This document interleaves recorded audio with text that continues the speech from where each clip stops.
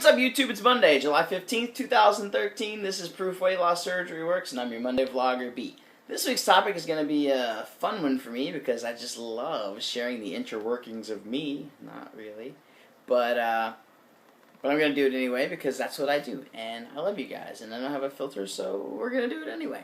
Anyway, this week's topic is, how have you grown with your weight loss surgery tool?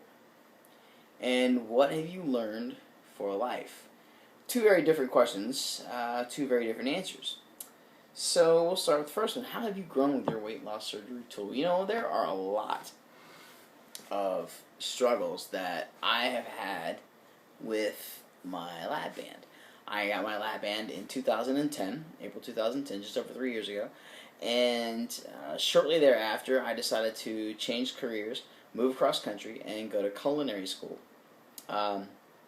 This was a big challenge for me because in previous years I had thought of food, and you have to understand that I was 356 pounds. I spent 3 years studying nutrition and fitness. I really got into a mindset of looking at food as fuel, and things that I put into my body, everything that I put into my body, pardon me while I make you dizzy for just a minute, everything that I put into my body had a purpose. And that was just programmed in my brain. It was everything that I was. And I started to look at food from a different perspective when I started to really research going into culinary school, when I started to recognize food as my passion.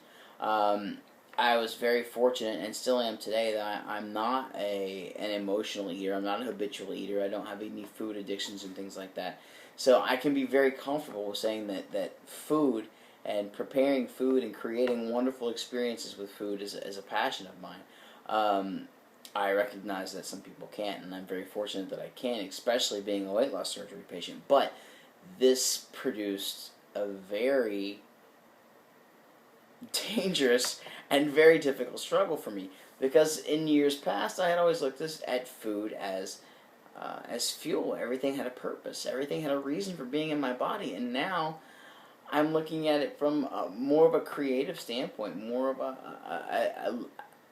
a viewpoint of a culinary artist. This is my craft. This is what I choose to do for a living. And it's more than just fast carbohydrates and proteins. It's about textures and flavors and temperatures and so many things that go into preparing food. And my lab band and I had many arguments about this, and my lab band always won. But what happened was we started to develop a relationship, and as everyone does with their tool.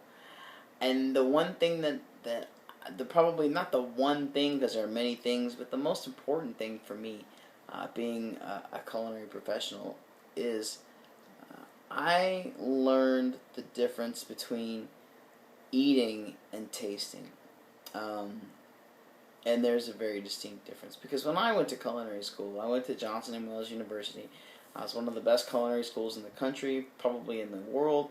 I paid a lot of money to go there, and there was no way in hell I was not going to do everything that I could and try everything that I could get my hands on and taste everything that I could stick in my mouth, because when you're at a top-tier institution, you're going to get top-tier instruction and top-tier ingredients and top-tier experiences, and you don't want to miss out on any of that, especially when you're paying for it.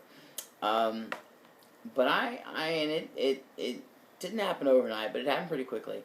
I achieved a good balance of, okay, yeah, this has got 1,000 calories per serving, but I'm just going to taste it because I want to experience it. I want to know what type of sensations this puts me through, what type of experiences that I get from this, because I want to share those experiences with other people if they're something that's enjoyable or something that's going to bring pleasure to someone else, because that's why we get into this business.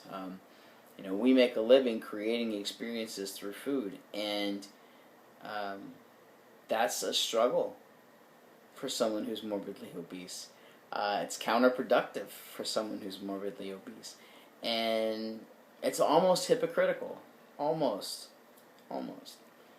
but it was what I chose to do and what I choose to do today because it's something that I love to do. And finding that balance was very key for me because it really opened me up to a whole lot of other things, just in my entire life, and this kind of leads into my answer to the second half of this question. I really took a much more laid back approach to my journey, and because I knew, and I talk about this a lot, I am not on the fast track to success by any stretch of the imagination. There's a reason that I'm 3 years post-op and I'm still 200 pounds, right? And I know that being in this line of work is not the healthiest line of work on the planet. I know doing what I do is not going to get me to goal any faster. But I've come to a point where I've found that balance, and I'm happy with that. I know it's not going to happen overnight, and I'm okay with that. I guess is what I'm saying. And that kind of helped me. One of the things that helped me come to that decision is some of the experiences, the people that you meet in this community. And this isn't really related to my tool so much as the relationships that my tool has brought me into. Being a member of this community, watching you guys on YouTube, meeting you in person, interacting with you, developing, groups and support groups. In fact, one of the support groups that I'm in on my phone was probably the most pivotal in me coming to this point in my life where I am, where I can really say that it's taken me a while to get there, but I'm getting there, and I'm comfortable with that. I'm okay with that. I'm in a support group with I'm gonna say 5 other people off the top of my head, but it might be 6. And these people have very, very unique experiences. They all have very, very unique lives. And the one thing that they've shown me is that they have very unique journeys. And it's okay for me to be 3 years post-op and 200 pounds. Is it for everybody? No, absolutely not.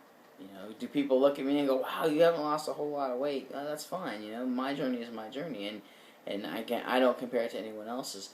But being with these ladies is really showing me. Has really taught me to learn to celebrate the victories, and to give support for those times that we need support. And it's more about the victories and the defeats and the journey, and not so much about the end result. And that, for me, is something that I've found that not only can I apply to my weight loss journey, but to life, is finding balance and taking an observer's perspective to your own life, and being able to just take things in and take things for what they are, and finding balance and doing what's important, but doing what you enjoy, and being okay with that, and not comparing yourself to everyone else, and not comparing your victories and your defeats to everyone else's victories and defeats, and knowing that what works for one person doesn't work for someone else, has been huge for me, and it's all because of this little thing in my stomach. So yeah, that's it. That's what I got. So we'll call it a day. Make sure you thumbs up, guys. Don't thumb down. Don't thumbs down. My English really good. Subscribe, tell your friends. Come back and see us tomorrow for another Proof Weight Loss Surgery Works video. Come back and see me on Monday for another Proof Weight Loss Surgery Works vlog. Have a wonderful week, guys, and take care.